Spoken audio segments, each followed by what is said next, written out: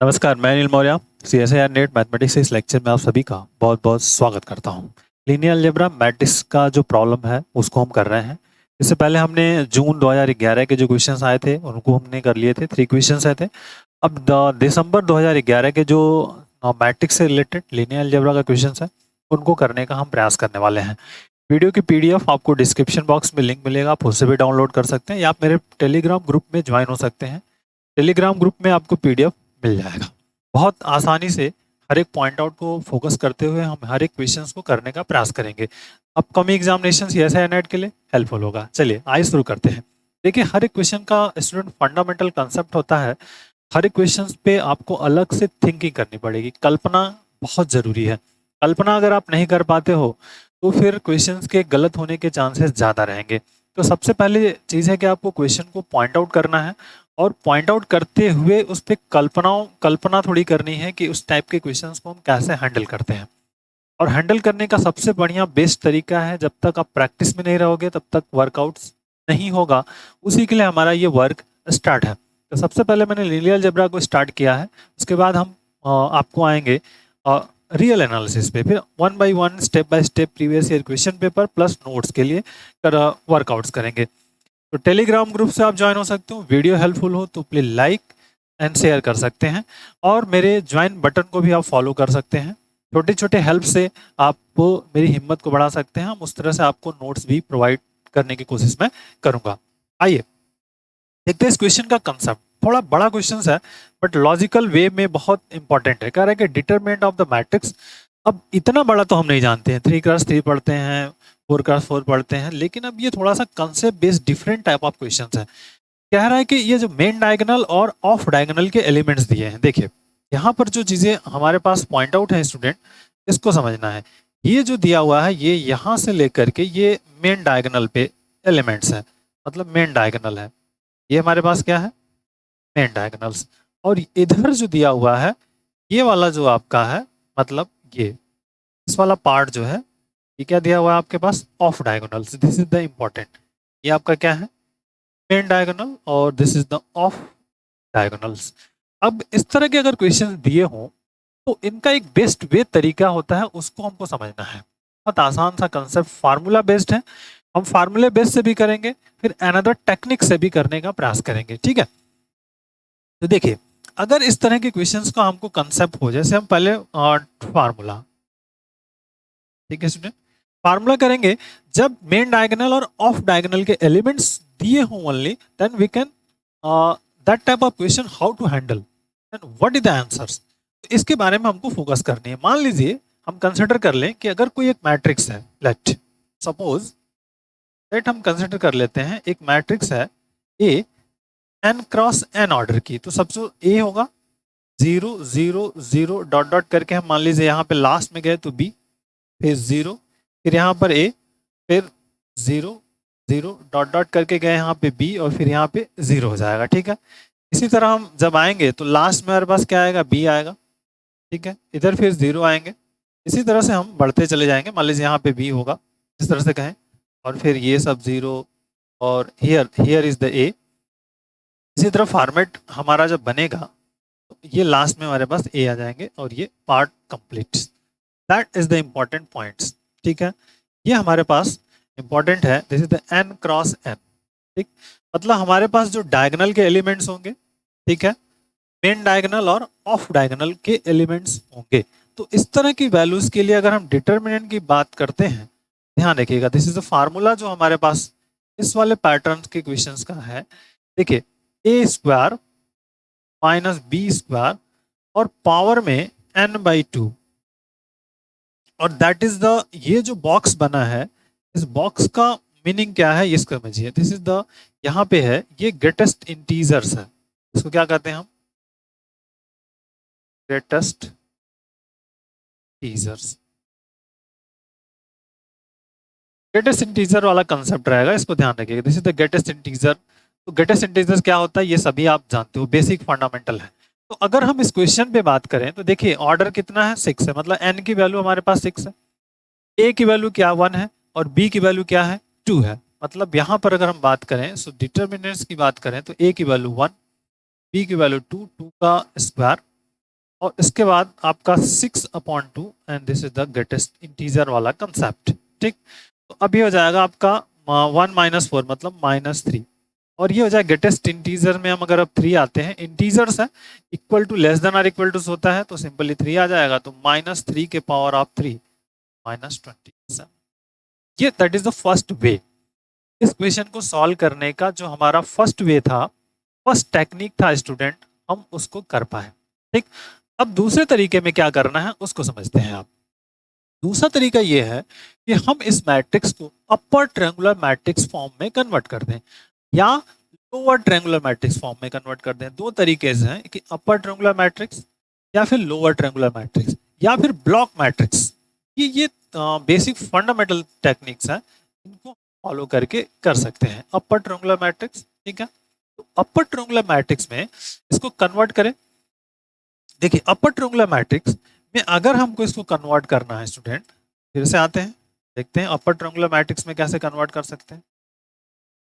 ये first way कर लिया हमने, अब हम इसको सेकंड वे से करना चाहते हैं। तरीके सब पता होने चाहिए आपको, अगर सभी तरीके नहीं पता है तो फिर प्रॉब्लम्स होगी। आइए देखिए इसको सेकंड वे देखते हैं, सेकंड मेथड्स।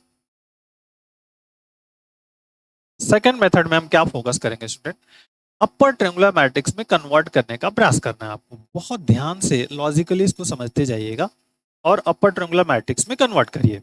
चलिए अपर ट्रायंगुलर मैट्रिक्स में जैसे कन्वर्ट करना स्टार्ट करेंगे तो अब इसमें कुछ ऑपरेशन अप्लाई करने पड़ेंगे हमको। ऑपरेशन के बारे में बात करें, देखिए इस वाले एलिमेंट्स को जीरो करना है, मतलब ये वाला एलिमेंट जीरो करना है, मतलब ये जो R1 है, ये आपका R2 है, R3 है, R4 है, R5 है, R6 है। R6 को हम रिप्लेस करने वाले हैं R6 - 2 R1 से। ठीक, इस वाले की कहानी खत्म होगी।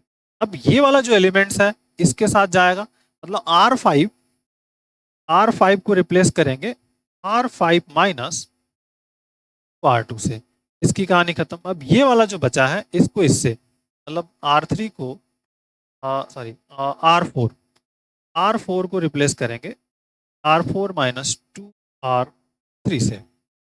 चलिए अब रिप्लेस करते हैं और इनकी वैल्यूज को पुट करने का प्रयास करते हैं। तो देखिए पहला जो होगा ये तो एट इट इज है, इसमें कोई चेंजेस नहीं है, 1 0 0 0 0 4 टाइम्स 0 एंड फिर 2। अब पहला ऑपरेशन R6 को रिप्लेस किया R6 - 2 R1 से।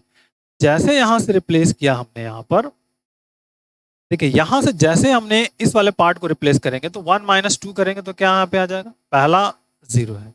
या फिर हम इस सीक्वेंस में चले, पहले चलिए इस वाले को 0 करते हैं कोई दिक्कत से, यहाँ पे कुछ नहीं है, इस वाले में यहाँ पे कुछ नहीं है, इस वाले में यहाँ पे कुछ नहीं है, 0 है 0 है, यहाँ पे 1 है और यहाँ पे क्या है -2 है, तो 1 - 2 करेंगे, 1 - 4 करेंगे। इस वाले एलिमेंट्स में जो हमारे पास रिजल्ट मिलेगा क्या मिलेगा, -3 मिल जाएगा। क्या मिलेगा, -3। अब किसकी बारी है, ये खत्म। R5 को रिप्लेस करना है 2 R2 से, तो R5 हमारे यहाँ पास ये वाला है 0, कोई प्रॉब्लम्स नहीं। अब देखिए 2 है, 2 में से 2 माइनस करेंगे तो यहाँ पे क्या आ जाएगा, 0। बट हियर इज आल्सो जो लिखना है ये 0, यहाँ पे 0, हियर 0 एंड हियर 0 स्टूडेंट, यहाँ पे हमारे पास आ गया 0। ठीक, अब देखिए इसमें से ध्यान से समझना है, इस 2 में से इसको माइनस किया, 0 में से यहाँ 0, फिर यहाँ 0 है 0, फिर 1 में से 2 को माइनस किया, तो 1 - 2 माइनस करेंगे तो -3, मतलब यहाँ पे 0, यहाँ पे 0, हियर -3 और हियर आपका 0। ठीक, सेकंड वाला टॉपिक कंप्लीट।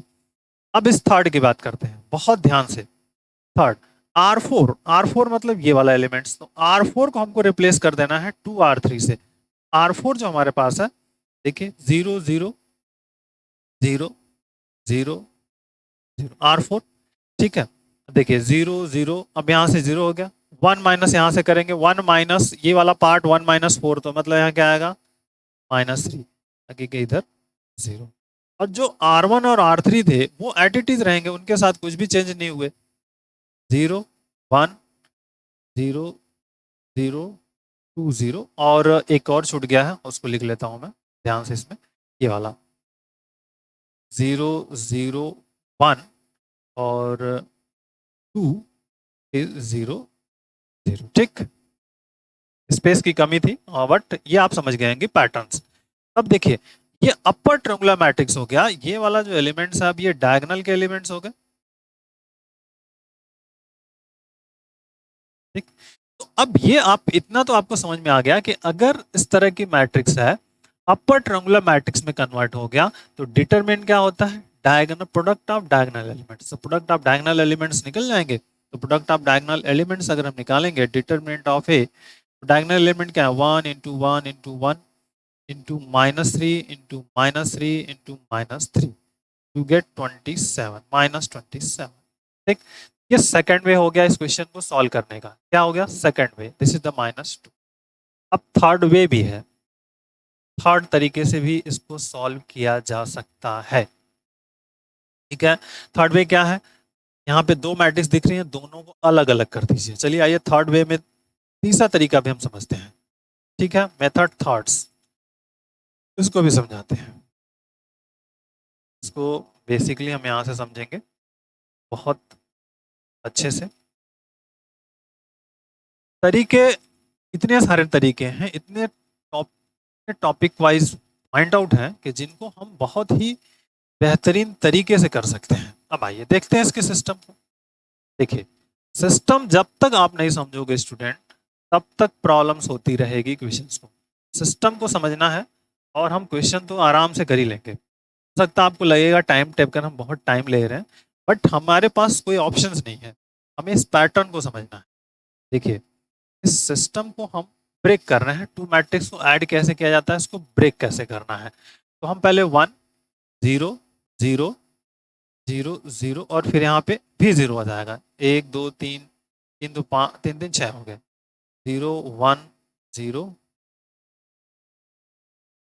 ठीक है, फिर यहाँ पे 0, 4 टाइम 0 हो गया। ठीक, 0 0 1 0 0। ठीक, 0 0 0 1 0 0।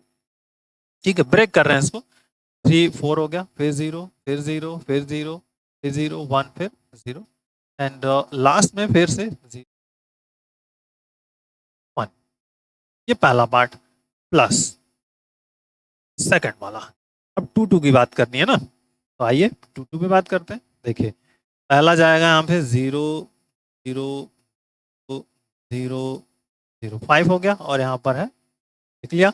ऐड करेंगे, फिर से ऊपर वाला जाएगा, फिर 0 फिर 0 फिर 0 फिर 0, यहाँ पे 2 फिर हियर 0 फिर 0 फिर 0 फिर 0, यहाँ पे 2 फिर हियर 0 हियर 0। ठीक, फिर 0 फिर 0 हियर 2 फिर हियर 0 हियर 0 हियर 0। ठीक, 0 2 0 0 0 0 एंड 2 फिर 0 0 0 0। ठीक, और that is the matrix part. ठीक, अब ये आपको पॉइंट समझ में आ गया होगा। हमने क्या किया, जो दी हुई मैट्रिक्स थी उसको दो भागों में बांट दिया। ठीक है, कैसा किया, दो भागों में मैट्रिक्स को बांट दिया। समझ में आ रही है, दो भागों में मैट्रिक्स को बांटने का फायदा क्या हुआ हमारे पास, अब हम अलग अलग दोनों मैट्रिक्स की आइगन वैल्यूज को निकाल लें और हमारा काम बन जाएगा। ठीक है, आइगन वैल्यूज दोनों की अलग अलग निकाल सकते हैं। तो देखिए, सपोज मान लीजिए स्टूडेंट, ये वाला जो पार्ट है, अब समझो आप, इस वाले मैट्रिक्स की, ये मान लीजिए हमारे पास अगर ए है, इसको मैं मान लेता हूं बी। अगर ये बी है आपका और ये आपका सी है, eigen values of B, eigen value of B, B क्या क्या आएगा, डायगोनल एलिमेंट्स आ जाएंगे, मतलब 1 1 1 1 1 1 6 टाइम, 1 2 3 4 5 6। ठीक, अब इस वाले मैट्रिक्स की बात करेंगे, ये जो यहां से दिख रहा है, ध्यान रखिए, अगर मान लीजिए इसमें 2 क्रॉस 2 की एक डायगोनल मैट्रिक्स लिखते हैं, तो इसके जो आइगन वैल्यूज होंगे, आइगन वैल्यू ऑफ सी, देखिए 2 2 और फिर -2 -2 -2, ये आएंगे, इसके आइगन वैल्यूज आएंगे। सेकंड वाली जो सी मैट्रिक्स है, इसके +-2 आएंगे, आइगन वैल्यूज कितने आएंगे, +-2। बट टोटल 6 है तो 6 आना चाहिए, तो 6 आएगा तो 2 -2 -2 -2। अब हमको क्या चाहिए, आइगन वैल्यू ऑफ ए। ठीक है ना, eigen value of A, eigen values of matrix A, जोड़ दीजिए 2 1 3 1 3 1 3, इसका -1 -1 एंड -1, ठीक। तो दैट इज द डिटर्मिनेंट्स, क्या निकलेगा 3 into 3 into 3 -1 into -1 into -1, we get -27। Student देखिए, इस तरह से हमने इस सिस्टम को फॉलो करते हुए number of way, generally 3 types हो गए, और भी तरीके में भी हो सकते हैं, बट इन द जो वैल्यूएबल और आसान सा तरीका था इस क्वेश्चन को करने का, उसको हमने फॉलो कर लिया, ठीक है। टाइम ज्यादा हो गया, बट आपको कंसेप्ट फॉलो करना है। हो सकता है 1 मिनट में 2 मिनट में आपको इक्वेशंस कर लेगा, ये भी पता है हमको, बट हम नंबर ऑफ वे पे फोकस कर रहे हैं, क्वेश्चन के टोटली कंसेप्ट पे बात कर रहे हैं कि नंबर ऑफ वे हमारे पास कितने पॉसिबिलिटीज हो सकती है, क्वेश्चन को, किसी भी क्वेश्चन को सॉल्व करने के तरीके कैसे हो सकते हैं।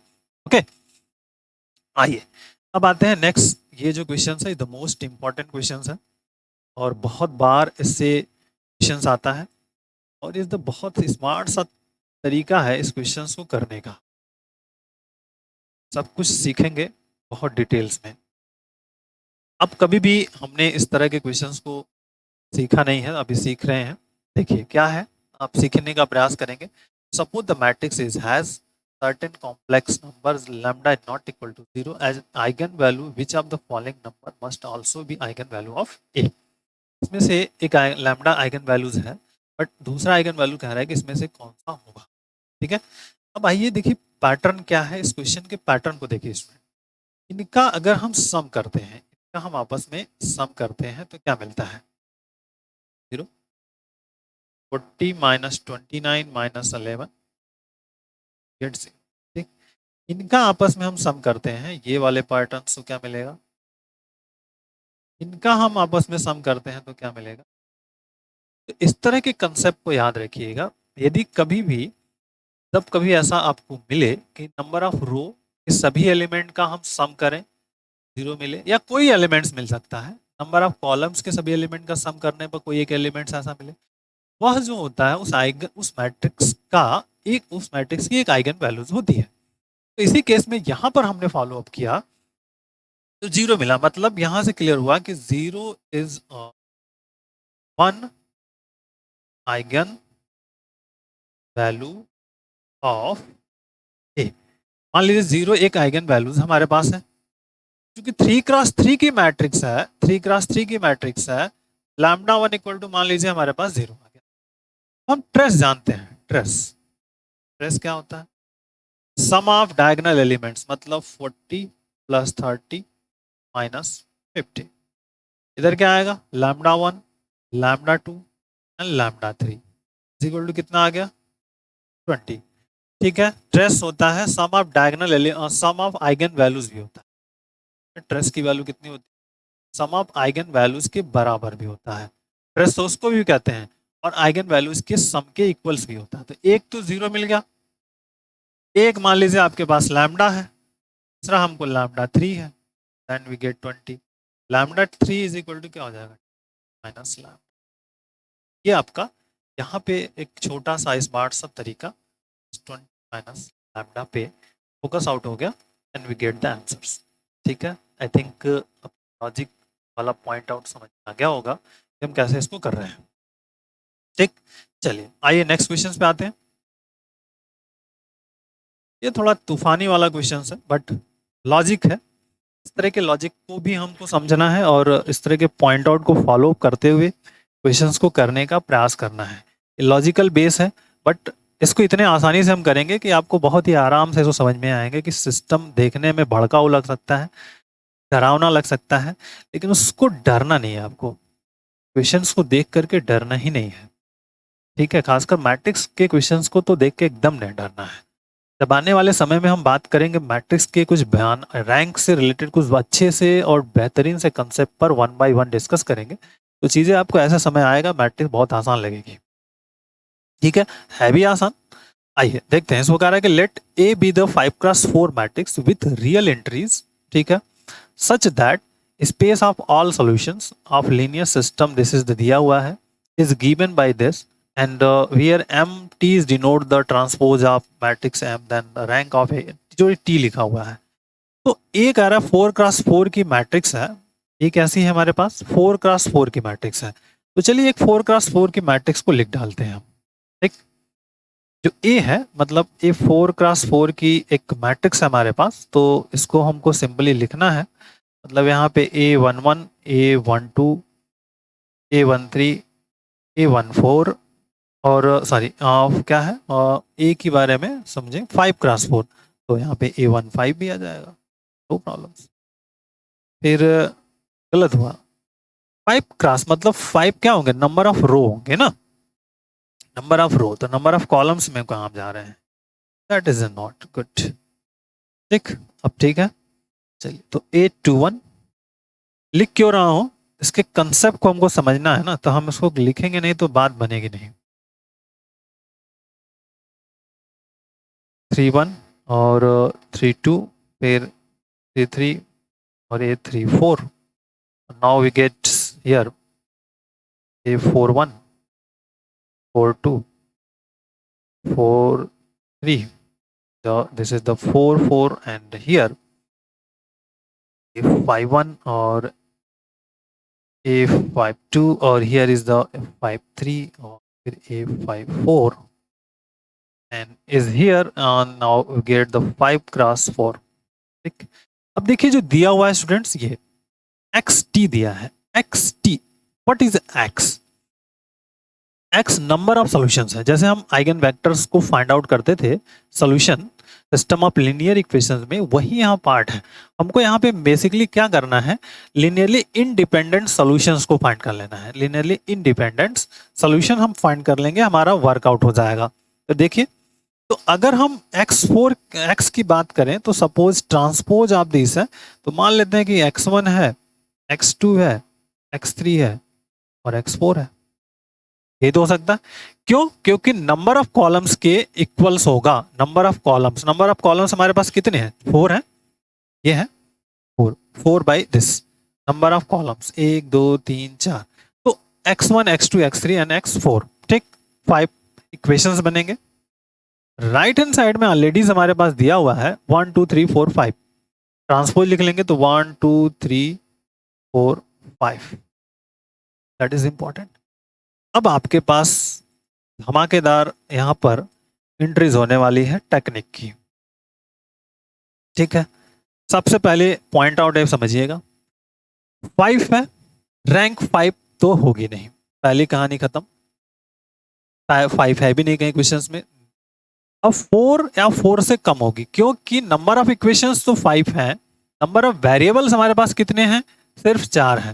Number of equation 5, number of variables 4। अब इस पे हमको नंबर ऑफ लीनियरली इंडिपेंडेंट पे बात करनी है।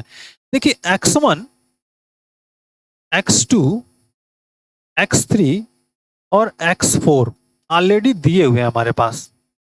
नंबर ऑफ सॉल्यूशंस जो है ना, W मान लेते हैं अगर, तो पहले में दिया है 1 + 2s, पहले में क्या दिया है 1 + 2s, s है वो इसकी, ये वैल्यूज 1 + 2s। ठीक है, ये s। ठीक, 2 + 3s, आइए 2 + 3s, उसके बाद क्या है 3 + 4s है, 3 + 4s है और फिर 4 + 5s है। ठीक, तो अगर हम इसकी बात करें, देखिए अब इसको अगर मैं ब्रेक करना चाहूं स्टूडेंट्स, इस वेक्टर के फॉर्म में ब्रेक करना चाहूं, तो देखिए रिजल्ट्स क्या मिल सकता है। इसको 2 पार्ट में हम ब्रेक कर सकते हैं, इस तरह से राइट अप कर लें अगर हम वेक्टर फॉर्म में। देखिए this 1 1 1, sorry not this, good, 1 2 3 4, ठीक, प्लस ध्यान रखिए this is the matrix form में है, इज ब्रेकआउट कर रहे हैं 2 3 4 5 और here with the s, that s belongs to r। ठीक, तो अब 2 वेक्टर्स हमको यहाँ पे मिलेंगे, जैसे x1 x2, मतलब ये मान लीजिए हमारे पास x1 है और ये हमारे पास क्या है x2 है। ठीक, here this is the, there are something is we get 2 vectors, जब हम फाइंड करते थे वेक्टर वाली concept system of linear equations में, तो इसी तरह से तो हम फाइंड करते थे। अगर इस तरह से फंडामेंटली हमको दो मिलते हैं तो उस पर हम कर सकते हैं। इस तरह के वीडियोस मैंने ऑलरेडी बनाए हुए हैं, आपको डिस्क्रिप्शन बॉक्स में लिंक दे दूंगा, जरूर देखिएगा। x1 x2 मिल गया, इट मीन्स दो मिल रहे हैं। यहां से ये हमको क्लियर हुआ कि we get two linearly independent solutions. समझ में आ गई बात? We get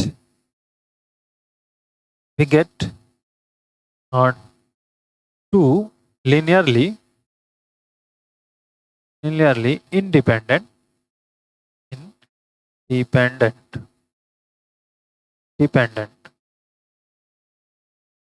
to independent solutions हो गया हमारे पास। इट मीन्स अब इसके रैंक की बात करनी है।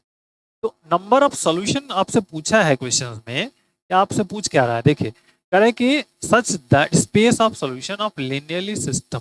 अब कह रहा है कि real entry such that space of all solution of this दिया है। तो रैंक ऑफ मैट्रिक्स आपको निकालनी है। तो रैंक ऑफ मैट्रिक्स अब हमको निकालना है। लिनियरली ऑफ इंडिपेंडेंट सॉल्यूशन हम कैसे निकालते हैं ये भी आपको पता होना चाहिए। Number of linearly independent solution is equal to, देखिए अगर हम कहें कि नंबर ऑफ रो माइनस, ठीक है, नंबर ऑफ रो इनटू जो भी इसकी रैंक ऑफ मैट्रिक्स होगी, rank of matrix minus rank of matrix कह सकते हो, ठीक है। सिंपल सा number of linearly independent solutions या n माइनस आर प्लस वन, ठीक है। नंबर ऑफ एलिमेंट्स, ठीक है, number of elements minus rank और फिर उसमें वन ऐड कर लेंगे इस केसेस में, यहाँ पे जो डिफरेंस दिया हुआ है। तो simple number of linearly independent variables हमारे पास कितनी है? निकले दो, ठीक है, टू निकल गया, ठीक है। टाइम रो हमारे पास कितने हैं? 5 है। अब माइनस रैंक ऑफ दिस कितनी है? ए है। तो rank of A is equal to कितना हो जाएगा? 5 माइनस 2। So this is the rank of A is equal to, ठीक, दैट इज द वे। इसको नंबर ऑफ लिनियरली इंडिपेंडेंट कह सकते हो। तो इसको डायमेंशन ऑफ, मान लीजिए अगर इस वाले पार्ट को वी मानते हो तो इसकी 2 हो जाएगी। इस वाले केस से भी कर सकते हो। इसको अगर आप वी कंसिडर कर लेते हो, इस वाला जो पार्ट दिया है अगर आप वी कंसिडर करते हो तो ये स्मार्ट सा तरीका होगा इस तरह के सिस्टमेटिक पैटर्न को फॉलो करते हुए क्वेश्चंस को करने का, ठीक है। आई थिंक आपको ये कंसेप्ट समझ में आ गया होगा कि रैंक हमारा कैसे फाइंड आउट हो गया इस क्वेश्चन में। तो rank is what? Rank is 3, ठीक, क्लियर। और भी अगर इससे रिलेटेड कोई डाउट्स होगा तो जरूर बता सकते हैं आप, मैं कोशिश करूंगा आपके डाउट्स को क्लियर करने की, ठीक। n माइनस आर, ठीक, जनरलिस्ट। अब आइए यहाँ पे देखते हैं।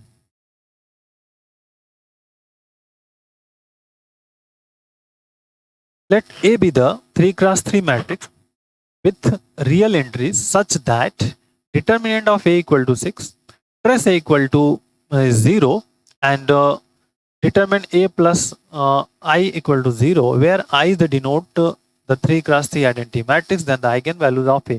बहुत स्मार्ट सा, बहुत इजी है, इससे इजी कुछ भी नहीं है इस क्वेश्चन का पैटर्न।